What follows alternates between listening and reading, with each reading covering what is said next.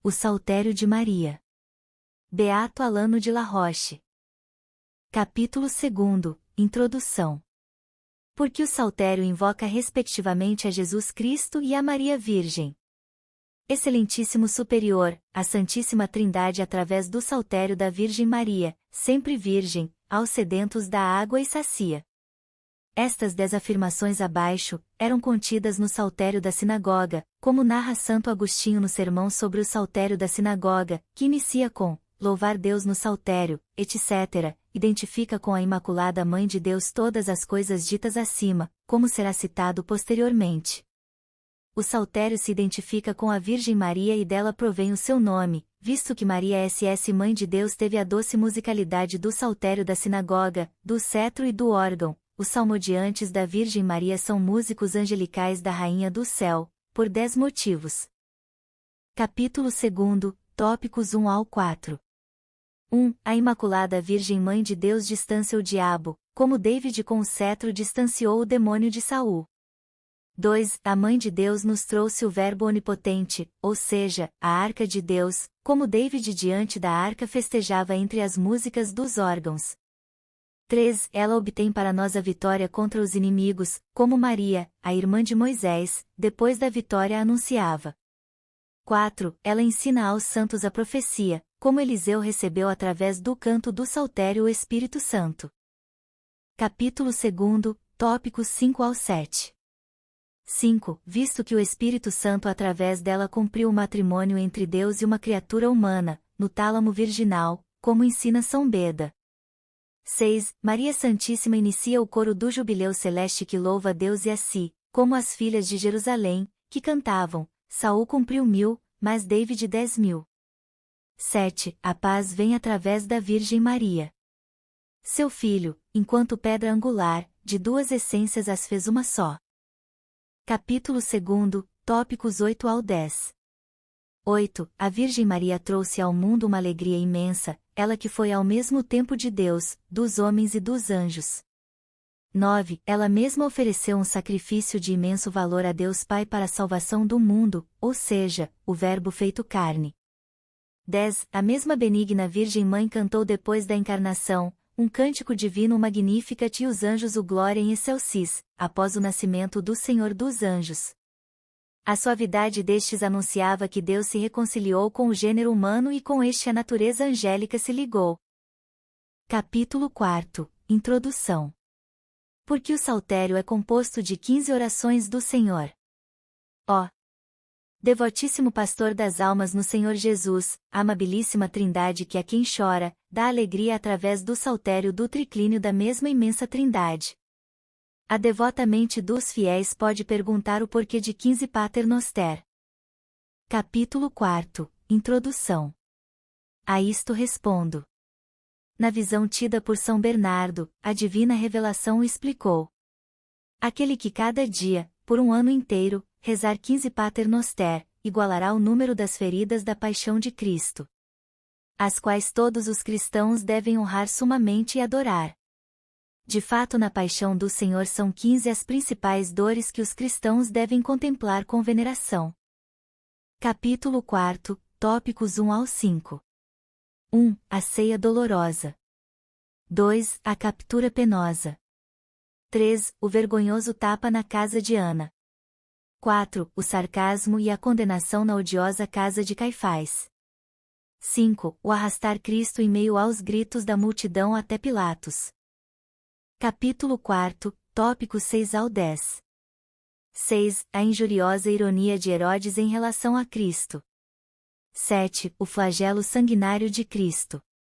8. A coroa de espinhos. 9. A blasfêmia dos soldados. 10. A condenação vergonhosa. Capítulo 4, tópicos 11 ao 15. 11. O fardo da cruz. 12. A crucificação dolorosa.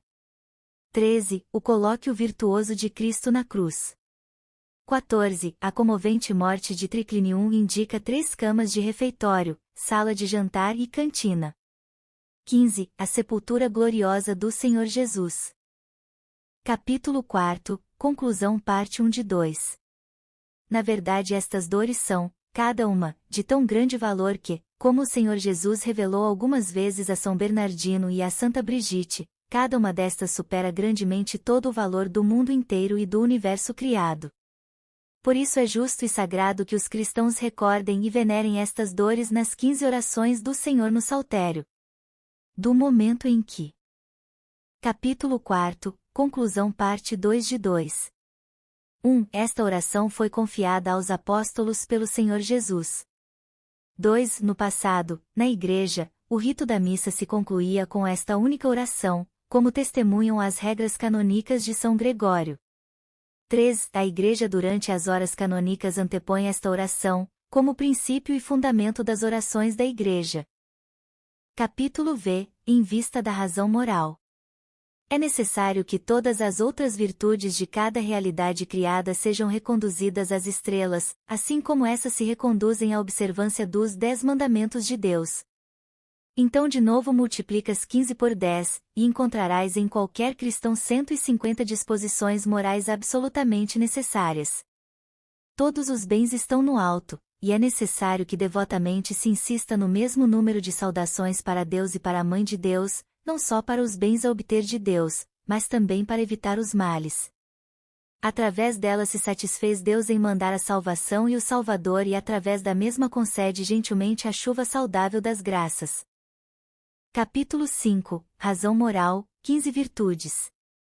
De fato as 15 principais virtudes cristãs são estas. As 3 virtudes teologais, fé, esperança, caridade. As 7 excelentes virtudes, humildade, generosidade, castidade, amabilidade, abstinência, paciência e devoção. As 4 virtudes cardeais, prudência, justiça, temperança, força, esta última é acompanhada pela abstinência. Por fim, resta a penitência. Capítulo 5. Razão moral, 15 vícios. A razão moral encontra-se em oposição aos 15 vícios ou pecados que são infidelidade, desesperação ou presunção, ódio, soberba, avareza, luxúria, inveja, gula, ira, preguiça, imprudência, injustiça, covardia ou desconfiança, impiedade e impenitência. Capítulo 5. Razão moral, conclusão. Este se opõe ao decálogo e sem dificuldade se multiplicam obtendo o resultado de 150. No mais o mesmo número corresponde às virtudes das recompensas nos céus e aos castigos das culpas do inferno, e mesmo ao número das agressões durante esta vida mortal. Por isso com mais justiça e veneração, deve ser conservado aquele número de orações no Saltério. Capítulo 8. Introdução.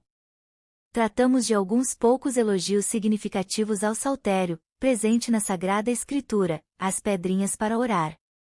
Deve-se saber que na antiguidade se formava, e até nós transmitiu o santo costume, de que a oração do Senhor nunca deve ser feita sem a saudação angélica.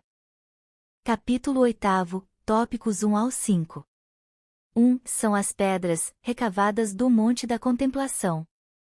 2. Pedras de granizo, que caem do céu contra os inimigos da fé. 3. São as pedras do socorro, que vêm em ajuda contra os filisteus do mundo. 4. São as pedras da funda de David, que abateram o satânico Golias.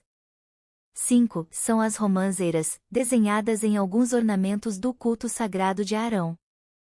Capítulo 8, tópicos 6 ao 10.